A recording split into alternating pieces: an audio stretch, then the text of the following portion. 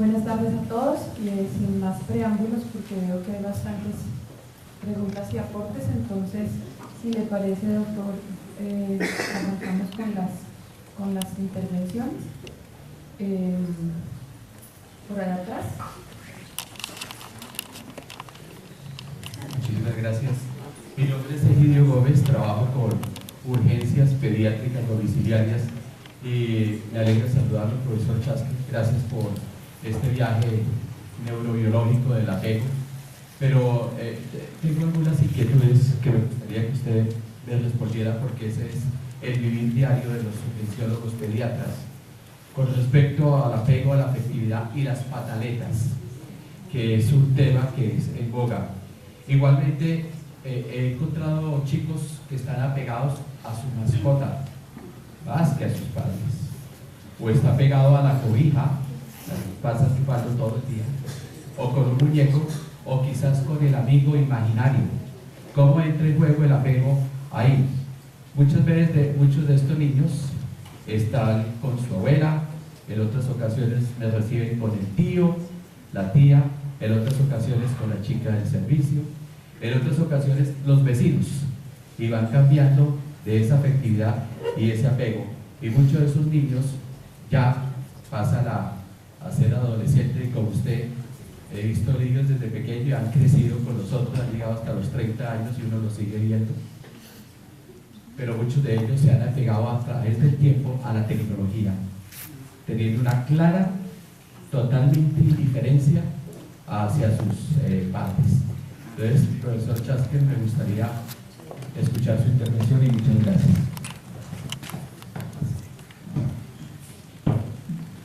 Gracias por la pregunta.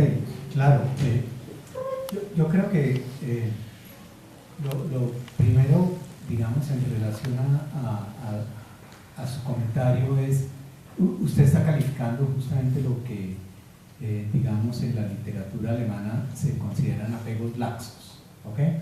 O sea, cuando uno no tiene esa figura de apego que lo valida a uno, entonces usted lo encuentra un día con la vecina, otro día con la abuela, otro día con la niñera, y obviamente uno puede hacer vínculo, no apego, pero vínculo con una cantidad de otros elementos en la vida, incluyendo la mascota, la tecnología, y obviamente el objeto transicional del cual uno podría nunca más despegarse, ¿cierto?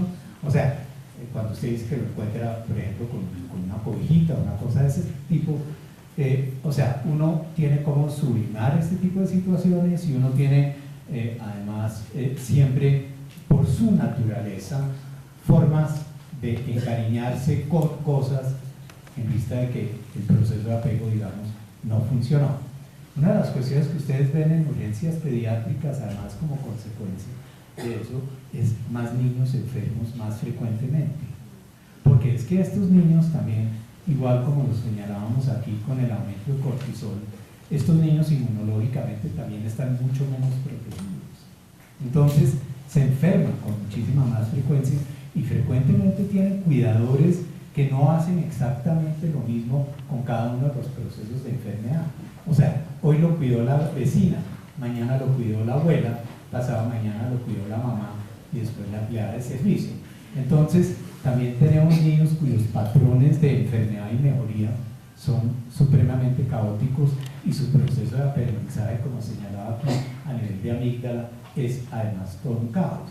Cuando se da ese caos, es cuando nosotros con más frecuencia vemos los trastornos de ansiedad infantiles, particularmente dos de ellos, el trastorno de ansiedad de separación, que es frecuentísimo en ese grupo de población con apegos tan disfuncionales como los que usted señala, y número dos, los trastornos no tan frecuentes de mutismo electivo, donde los niños deciden no empezar un desarrollo comunicativo con las personas que les rodean porque no hay el elemento de seguridad con las figuras originales de apego. Eso por un lado. Y por el otro lado, en relación a su comentario, por ejemplo, con figuras como amigos imaginarios, etc. Estos son esos elementos complementarios que uno puede crear cuando uno no tiene figuras que le imprimen seguridad a uno. Y eso es verdaderamente un desastre. Y usted señalaba tecnologías, y me parece súper importante ese elemento también. Porque si usted mira los elementos tecnológicos del 2018, hay elementos tecnológicos que le hablan a uno, que le vibran a uno, y cada vez más, si usted mira la reciente exposición de tecnologías en Barcelona, próximamente también le huelen a uno, le registran a uno todos sus elementos de signos vitales, y también le dicen a uno, cuando uno coge el celular en la mano, le dicen cálmate. O sea, empiezan a funcionar diádicamente de esta manera. O sea, se vienen unas cosas súper dramáticas, interesantes en ese sentido para todo este tema de apego. O sea que me parece que es súper valiosa su observación, y nuevamente a los pediatras es importantísimo señalarles que tienen que mirar ese proceso de apego a los niños. Y un elemento final de su intervención es las pataletas, porque fíjense que, y es digamos algo que los residentes ven en la rotación de infantil con tanta frecuencia, niño que no tiene un buen desarrollo de lenguaje con más frecuencia hace pataletas, porque es la única manera de comunicarse uno, pues la única.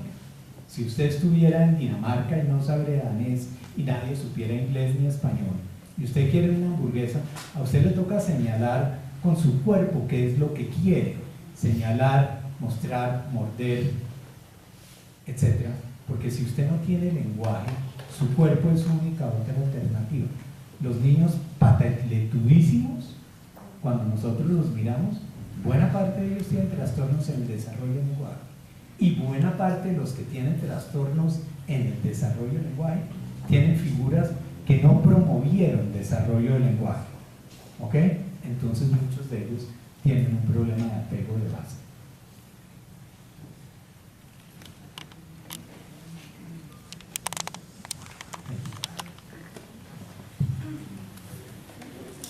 El doctor sí, el doctor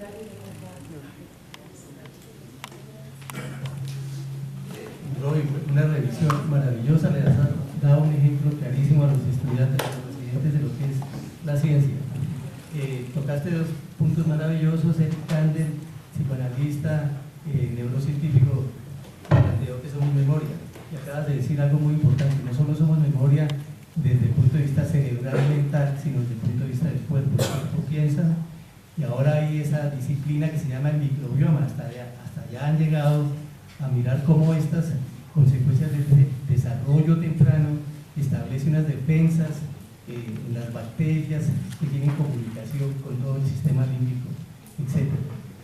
Freud se atrevió entonces, como tú planteas, porque es muy importante para los que están en formación, a ser el neurobiólogo de las relaciones humanas, y ahora se están demostrando todo este tipo de sensibilidades con las que él quiso explicar. La teoría psicoanalítica lo que hizo fue narrar en la narrativa de las relaciones humanas, plantear estos descubrimientos. Y Freud, incluido por la teoría de la evolución, decía: el ser humano es inacabado. Ese ejemplo nos lo has dado. Y ahora es tan sofisticada esta neurobiología que se sabe que en las primeras semanas la que determina la conducta, el comportamiento de ese niño, en las transcripciones de la información, dependen del ADN mitocondrial de la mujer. Ya después entramos nosotros. Por eso pusiste un ejemplo que me pareció muy bello, y luego hay esa armonía. Hasta allá han llegado a mostrar cómo se activan ARNs, microARNs, etcétera, dirigidos por la madre en esa relación en la cual escoge proteger a un hijo o a una hija más que a otros. Felicitaciones nuevamente, ¿no? Gracias. Gracias, hermano. Y fíjate, o sea, lo que se viene, digamos, en este campo de investigación es absolutamente fascinante, alrededor de todos los elementos de epigenética, pero también alrededor de todo el microbioma. Es absolutamente fascinante. Y una de las cuestiones fascinantes es un artículo en Nature del 2016 que vale la pena mirar, y son los cambios cerebrales que se dan en las mujeres embarazadas una vez que tienen los hijos. Ustedes saben este estudio que se ha hecho de tomar una serie de mujeres entre 20 y 25 años que no han tenido niños, esperar que se casen o queden embarazadas y tengan hijos, y volver y tomar después un espectro y resonancia nuclear magnética post-embarazo, es absolutamente fascinante. El cerebro cambia estructuralmente para recibir al hijo, y lo que es aún más fascinante, nunca vuelve atrás. ¿Ok? O sea, queda preparado para todos los hijos que vengan de ahí en adelante. Y entonces hicieron esta investigación, la publicaron en 2016, es absolutamente fascinante, pero entonces decidieron, oiga, miremos a los papás de esos niños, a ver si ese cerebro también cambia. ¿Ok? Y entonces tuvieron que dividir el grupo entre parejas constituidas con cierta firmeza, porque papás había muchos, pero no necesariamente hacían parte de parejas constituidas, donde el papá iba a ser parte del trío que se iba a dar en esa situación. Y entonces miraron los papás, y los papás también cambiamos. Y eso explica, entre otras, un síndrome maravilloso en la psiquiatría que es el CUBAT, ¿cierto? Que es los papás que no sé cuántos de ustedes les pasó, que nos aumentamos de peso durante el embarazo de la mamá, y lo que aumentamos es el abdomen, ¿cierto? Y una vez que ese bebé nace, oiga, nos ponemos otra vez bien. Es absolutamente fascinante, es absolutamente fascinante, porque eso solo estaba descrito inicialmente en las poblaciones africanas, después se miró más de cerca en las poblaciones europeas en Estados Unidos, y efectivamente hay una serie de papás que hacen ese procesito y después vuelven atrás, y entonces miraron a estos papás también. O sea que los papás también cambiamos en nuestro cerebro, y en Microtus orthogaster hay también evidencia de papás que generan nuevas células olfatorias una vez que nace el bebé.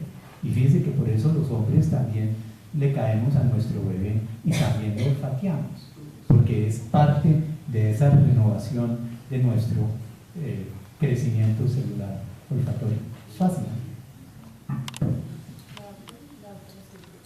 Gracias, doctor Chaskel, por su exposición. Yo soy psicóloga egresada de la Universidad Javeriana, mi nombre es Gloria Barcenas. He visto en psicoterapia niños a los 4 años que quieren, le preguntas, ¿qué quieres? Me dice, cuidar de mi mamá, proteger a mi mamá.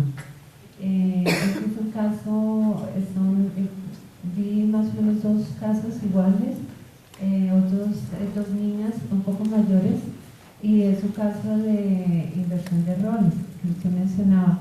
Pero me parece interesante incursionar en el prospecto que tienen estas diferentes clases de apego o dificultades, digamos, en el apego a nivel ya adulto, por esa capacidad que tiene todo ser vivo también de adaptación y de superación de sus dificultades, ¿verdad? Me parece muy interesante que incursionar como en qué pasa cuando a nivel de personalidad, cuando estos niños son adultos. Yo creo que un subtítulo de la conferencia debería ser ¿por qué es necesaria la psicoterapia? ¿Ok? Porque es que si usted deja a esas niñas sueltas, usted puede más o menos graficar qué tipo de parejas se van a conseguir más adelante, ¿sí? Y es que probablemente se van a enamorar del individuo lisiano o del individuo débil, del individuo que hay que cuidar, porque durante su experiencia infantil cuidaron de la madre, y no va a ser reactivo que van a buscar a alguien que me cuide a mí, ¿no? Sino que van a buscar a alguien que las cuide. Entonces, digamos, tenemos también bastante evidencia en la práctica de que psicoterapia le cambia la vida a esas niñas, ¿sí? Y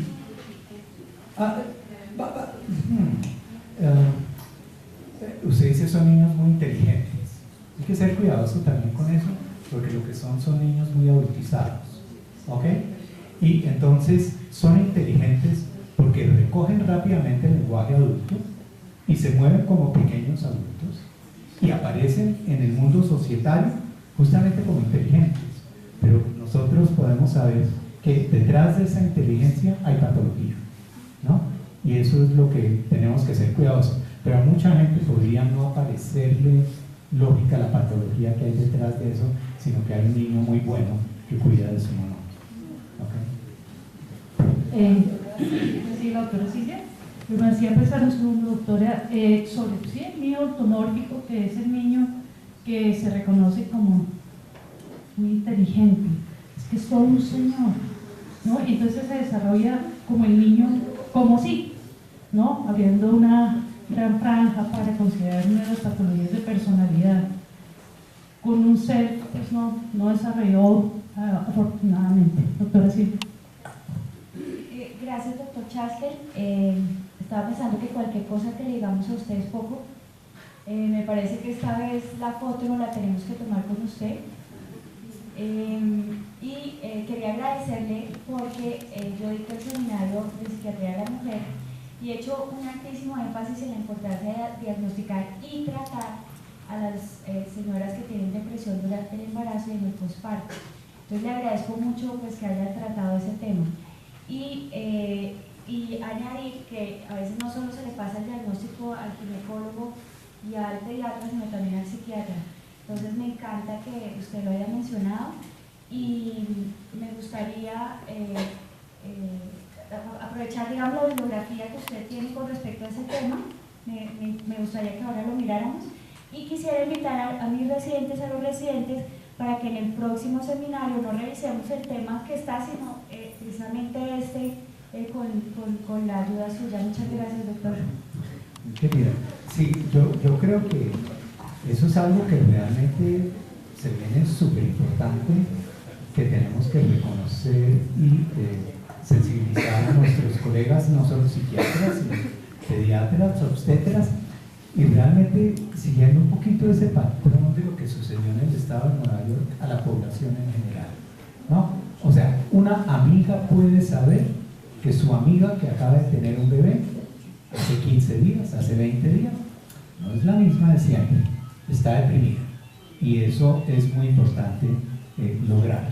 O sea, que no seamos exclusivamente los facultativos, etcétera, los que reconocemos eso, sino que la población general lo pueda reconocer, porque si no, esta cuestión de los baby blues pues se vuelve pues como, no, es que eso es típico, conozco una cantidad de mamás que han pasado por eso, y es cierto, depresiones posparto, como tantas otras depresiones, también se pueden resolver sin ayuda, pero y las que no se resuelven sin ayuda, entonces lesionan claramente al niño también. Entonces es bien importante eso. Pues doctor Chaskel, muchas gracias. De verdad que nos ha hecho usted un paseo científico de apego y amoroso, además porque nos lo ha comunicado de esa manera tan bonita, ¿no? Profesor de profesores, quiero contarles que el año pasado fue homenajeado Premio Vida y Obra por la Sociedad Colombiana de Psiquiatría, así que imagínense todo el honor que es para nosotros tenerlo aquí. Mil gracias, y creo que nos dejó muy apegados sí, a usted ahorita, y parte de eso son todas las preguntas que quedan de parte del auditorio. Yo quería decirle, es muy linda la forma como usted nos presenta de una manera tan simple esos dos correlatos de lo psicoanalítico, psicodinámico, de la neurobiología y de la observación clínica inmediata, ¿no? Yo, digamos que como psicoanalista, estaba feliz sintiendo que justamente en esta época han venido como las respuestas desde la parte neurobiológica a los maravillosos observadores que fueron esos pioneros en psicoanálisis, que desde esa observación clínica fueron integrando todas las cosas, ¿no? Pensaba que en psicoanálisis se construye conocimiento desde la observación, digamos, del paciente adulto y la parte hacia atrás, o se construye, comillas, conocimiento desde la observación del desarrollo psicosexual y desde lo más primario, la observación de bebés, ¿no? Y de todos estos patrones y formas de apego. Me encanta también que usted plantea esta parte de la diferenciación entre apego y vínculo, ¿no? Y el impacto en lo social que usted está hablando de todo esto. Claro, somos absolutamente rinencefálicos. Yo sé que para mí los patrones olfativos de la gente, además uno sigue y encuentra a veces empatía por esos patrones olfatorios inicialmente, ¿no?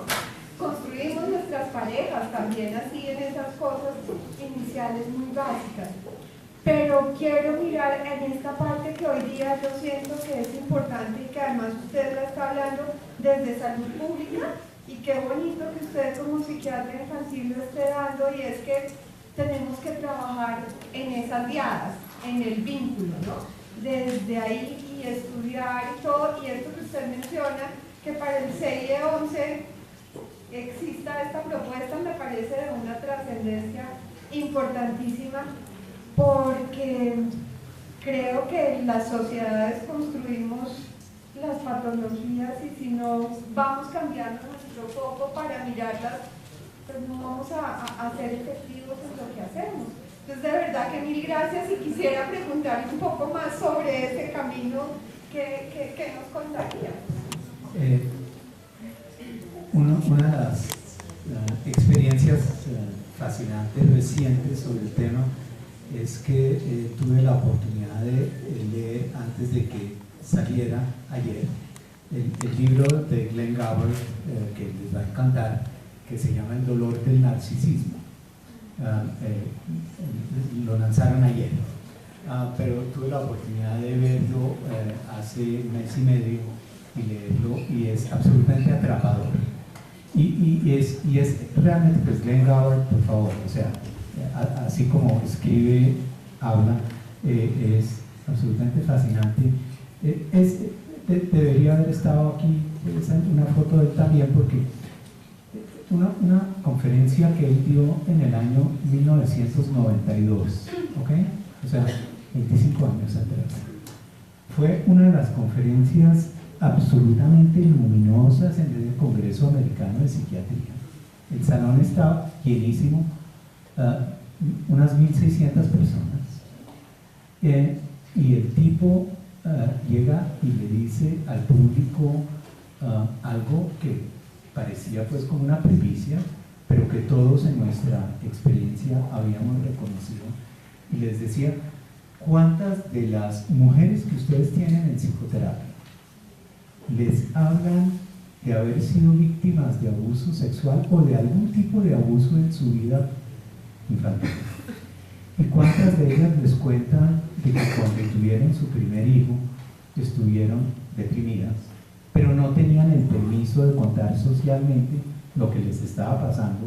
Porque decir yo estoy deprimida después de tener a mi primer hijo es como, oiga, la antítesis de todo, pues, qué pena, ¿no? Que se calle la boca.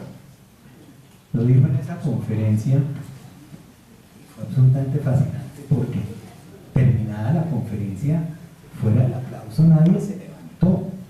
Todos con el vecino empezábamos a comentar como que, claro que sí, o sea, eso que todos teníamos en nuestra lógica no se había dicho públicamente. Eso abrió el espacio a todo lo que hoy sabemos sobre abuso sexual y los cambios dramáticos que hay a nivel cerebral, particularmente de amígdala, otra vez, después de abuso sexual, ¿no? Trastorno de estrés postraumático, etc. Y también sabemos las consecuencias dramáticas que hay hoy en día después de una depresión postparto. Creíamos que solo era en ella, ahora sabemos que también es en los niños. Entonces, este es un asunto, como dices, de salud pública, importantísimo, y hay que hacerlo saber a todo el mundo. El libro del narcisismo, el libro del dolor del narcisismo, nos abre la puerta a todos sobre el elemento biográfico de la construcción del narcisismo. Y así, pues, otros textos de Glenn Gower que son capaces de mostrar cómo desde la niñez se van construyendo esos elementos que hacen que más adelante tengamos pacientes con trastornos de personalidad. O sea, cómo eso no se construye arriba en el mundo adulto, sino se viene construyendo desde abajo en la infancia. y cómo hay una corresponsabilidad con la madre o con la familia, ¿no? Uno de nuestros residentes, el doctor Javier Caicedo, había levantado la mano y creo que después viene el doctor Edgar Yamure y por acá también hay una cantidad de... Doctor Caicedo, por favor, su pregunta.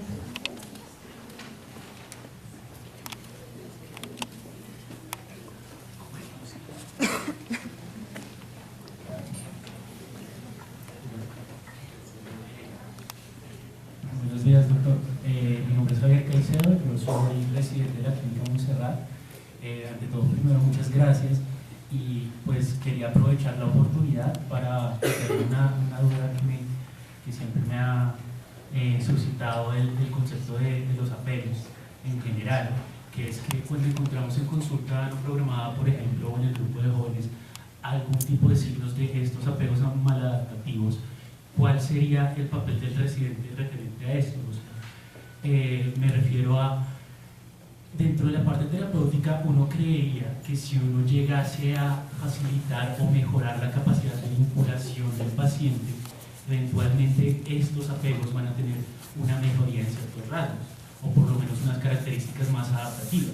Entonces, la duda sería referente a qué tipo de herramientas podría utilizar uno como residente, o si es acaso pertinente hacerlo, para mejorar esta capacidad de vinculación y eventualmente abordar el concepto de apego de esta forma.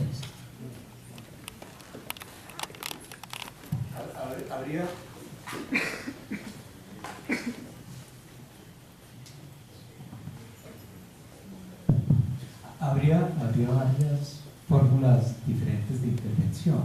Indudablemente una de ellas es que todavía quede espacio para terapia de familia en ese paciente adolescente. Si es que vive con esa madre, con ese padre, o si hay una familia constituida. Digamos, aquí todavía habría formas de cambio. En la mayoría de colegas psicoterapeutas tendrían duda de que esa es una psicoterapia efectiva. Y digamos, en este medio particular, no me refiero a la clínica, sino Bogotá como tal, va a ser muy difícil de establecer, ¿ok? Porque hay una dificultad organizacional para hacer ese tipo de terapias. En Gran Bretaña, en muchos otros países europeos, ese papá y esa mamá van a tener permiso de asistir a las terapias, no a costo de sus situaciones profesionales. A los niños les van a dar permiso de no asistir al colegio, etc. Se puede construir ese tipo de cosas. Acá, súper complicado. Entonces, nos vamos a tener que quedar con la psicoterapia en lo individual, ¿no? Y cuando uno entra con adolescentes, una de las cosas que todavía es fantástica es que entra con un cerebro plástico todavía, ¿ok?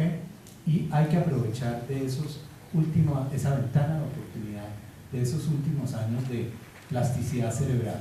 Y es, por ejemplo, lo digo además por la palabra residente, como saben, una de las cuestiones que yo más lamento en nuestro programa con nuestros pacientes en psicoterapia es que el residente arranca un proceso psicoterapéutico con el paciente y después se tiene que separar, ¿sí? Y el paciente se tiene que separar del terapeuta igualmente. Y tenemos que hacer estos duelos frecuentísimamente. Y no importa qué tan bien empatamos con un nuevo psicoterapeuta residente, nunca va a ser lo mismo, ¿no?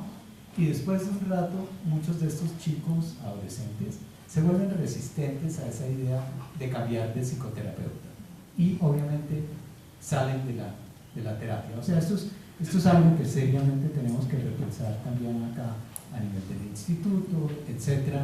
Lo digo porque en Londres, en el campo de psiquiatría infantil, nos asignaban un paciente muy al principio de nuestra residencia, totalmente inexpertos en el campo, pero teníamos un supervisor encima absolutamente serio. Digo, supervisor serio y uno inexperto ante la situación, pero uno con ese paciente viajaba durante 3 años. O sea que ese paciente tenía una experiencia psicoterapéutica maravillosa, uno tenía una experiencia psicoterapéutica fenomenal con ese y un supervisor pues que lo formaba a uno y cuidaba de que eso se hiciera bien. Entonces, la respuesta es, ese joven se merece una psicoterapia, y una psicoterapia bien dada, y por parte de los residentes con una supervisión bien jalada, para que uno no acabe sobre todo en la cuestión vincular enredada. Porque es que cuando uno ve a un niño o adolescente con un vínculo débil, ese se va a vincular a usted profundamente. Y cuando a usted le toca decir, voy para medicina legal, quiero decir, arrotar. ¿No? Entonces, ese es un proceso dolorosísimo de separación. Y para muchos de los pacientes es revivir lo que ya han vivido. O sea, eso hay que cuidarlo tremendamente.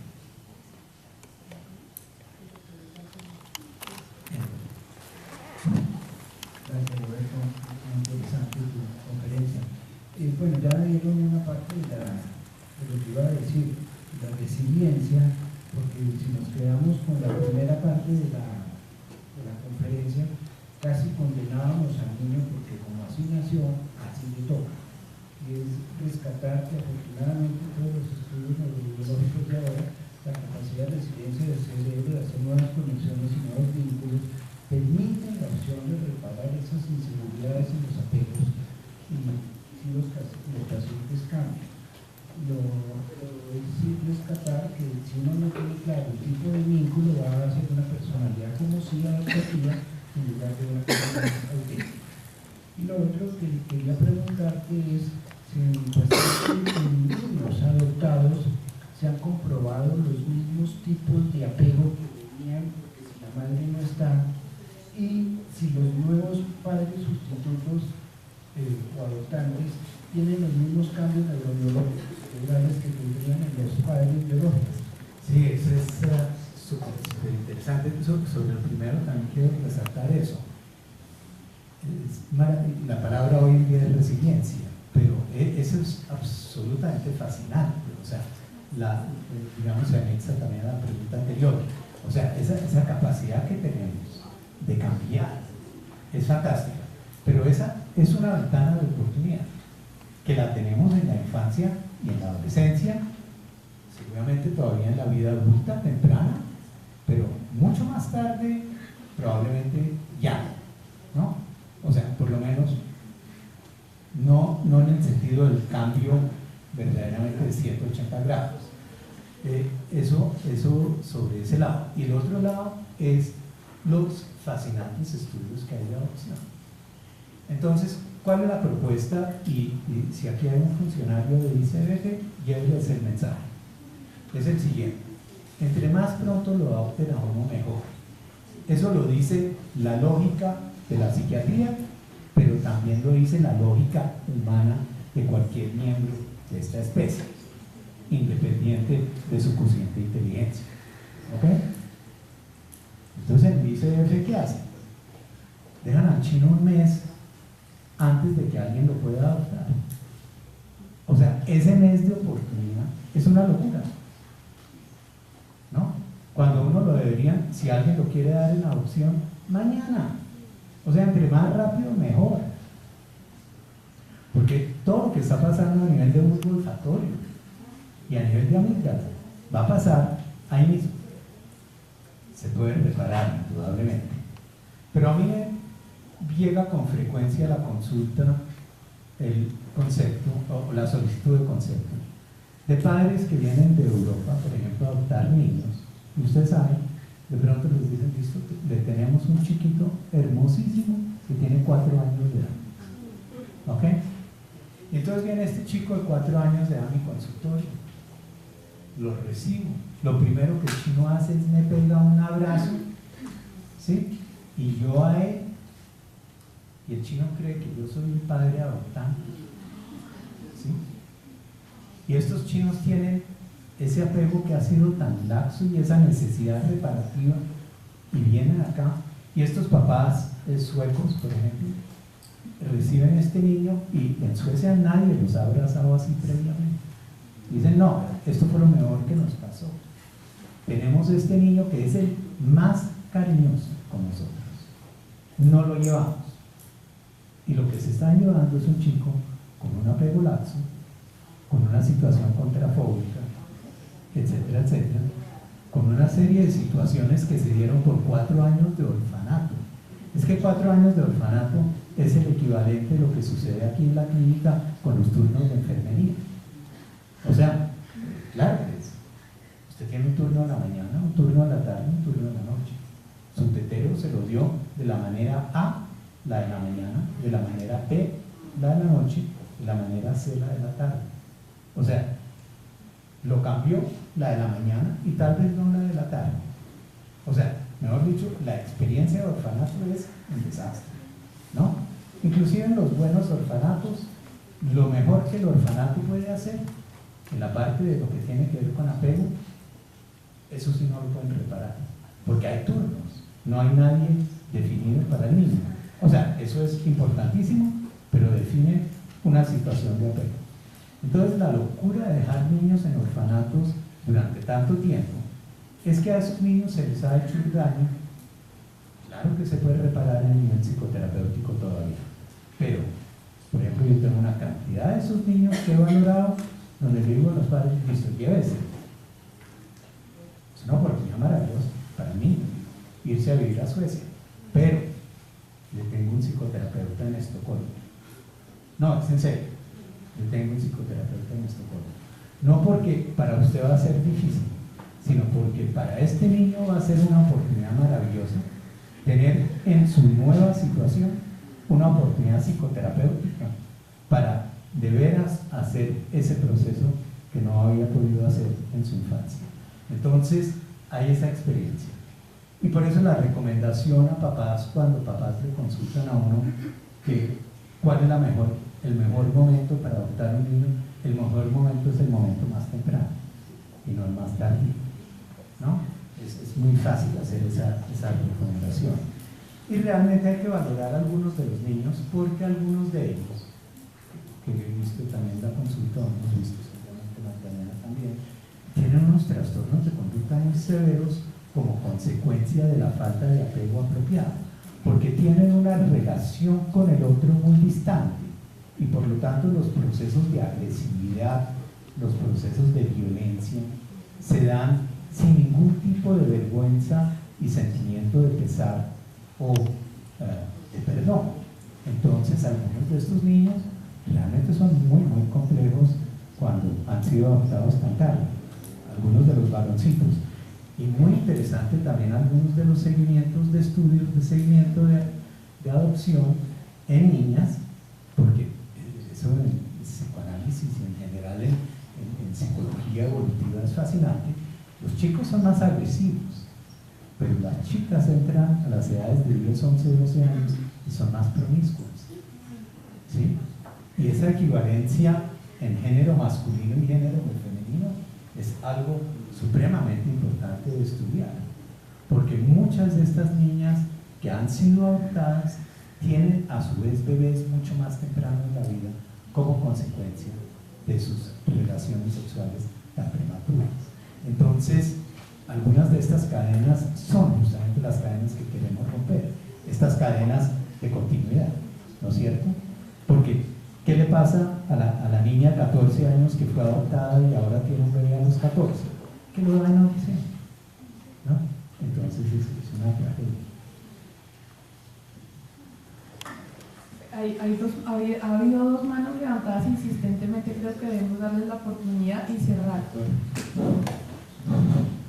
Doctor, ¿cómo está? Mi nombre es Jorge Angarita, yo soy psicólogo clínico. Yo lo estudié aquí en Colombia y lo estudié en Francia. Mi primer trabajo fue con una niña psicótica. Yo visité ese hospital y el director me dijo: usted, después de 4 horas de que la niña se había prendido de mis piernas, me dijo: usted está aceptado. Y hubo muy buena empatía, como usted dijo, y agradeciéndole todo lo que ha dicho, que es muy formal. Hubo muy buena empatía con la niña y duramos aproximadamente como unos 5 años con esta niña. Después se tomaron las cartas excesivas de parte del hospital, y es un hospital de Toulouse, al sur de Francia, y pues no hubo más que hacerle. Agradeciendo aquí a la doctora que estaba diciendo algo sobre psicoanálisis, yo creo que todos deberíamos hacer, los que pertenecemos o no a la parte psicológica o psiquiátrica, debemos realizar algo relacionado con el psicoanálisis, porque allá no me querían dejar entrar. Si yo no había estudiado psicoanálisis, yo no podía entrar. Yo hice 2 años y luego me tocó salirme. Agradezco mucho toda su elaboración de los proyectos que ha realizado y de toda la información que nos ha suministrado, porque se quiera o no, uno aprende mucho sobre ello. Gracias, muy amable. Sí, bueno, nos toca ya desafortunadamente cerrar, darles las gracias a todos los asistentes. Los queremos invitar para nuestra próxima conferencia en junio 1 sobre intervenciones psicoterapéuticas alternativas, mito o realidad, del doctor Mauricio Moreno Pineda. Muchas gracias, doctor Chasca.